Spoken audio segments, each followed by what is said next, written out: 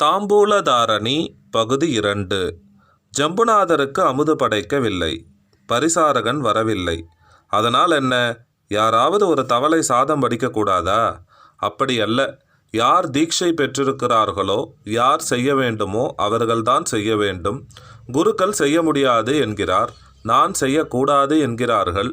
வேறு எவரையும் கூப்பிட்டு செய்ய அச்சமாக இருக்கிறது. பரிசாரகன் என்ன ஆனான்? பரிசாரகன் எங்கோ மழையில் சிக்கிக்கொண்டான் போல. அல்லது தென் திசையில் 4-5 வீடுகள் விழுந்து விட்டன என்று சொல்லுகிறார்கள். அதில் பரிசாரகன் வீடும் இருக்குமோ என்ற பயமும் இருக்கிறது. வீடு விழுந்தால் ஒரு மனிதன் எப்படி வர முடியும்? சித்ராங்கி கவலையோடு பேசினாள். சரி, இப்போது நான் என்ன செய்ய வேண்டும்? முதலில் தலையை நன்றாக துவட்டி கொள்ளுங்கள். அது கிடக்கட்டும். சித்ராங்கி, ஜம்புகேஸ்வரர் உச்சிவேளையாகியும் உணவு உண்ணவில்லை என்பது தவறான விஷயம். கடவுளை பட்டினி போடக்கூடாது. அகிலாண்டேஸ்வரிக்கு நைவேத்தியமாயிற்றா? ஜம்புநாதருக்கே இன்னும் ஆகவில்லையே. அகிலாண்டேஸ்வரி தாய்க்கு எப்படி ஆகும்? சித்ராங்கி தீனமான குரலில் பேசினாள்.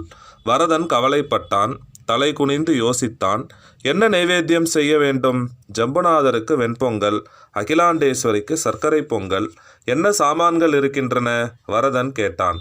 எல்லாமும் இருக்கின்றன. யார் செய்வது? நான் செய்கிறேன் சித்ராங்கி. தெரியவில்லை. செய்யலாமா என்று தெரியவில்லை.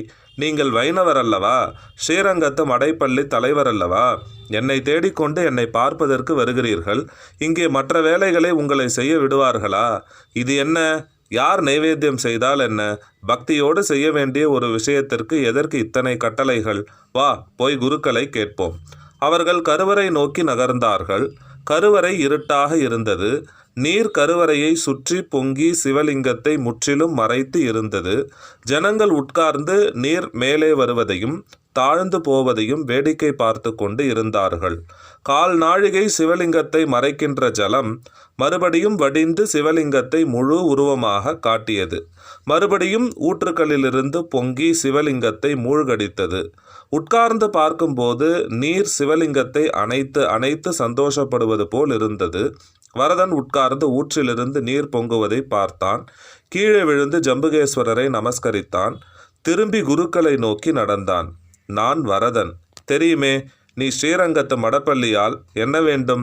சுவாமிக்கு நைவேத்தியம் ஆகவில்லையாமே? ஆமாம். அதனால் என்ன? உச்சிவேளை வரை வந்துவிட்டது.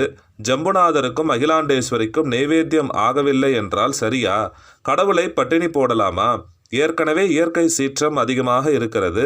இவர்கள் பட்டினியாக இருந்தால் மழை அதிகமாகி ஊர் நாசமாகாதா? எனக்கென்ன அதனால்? பரிசாரகன் வரவில்லை. அவன் வந்து சமையல் செய்தால்தான் நைவேத்தியம் செய்ய முடியும். நீங்கள் செய்யலாம் அல்லவா? இல்லை.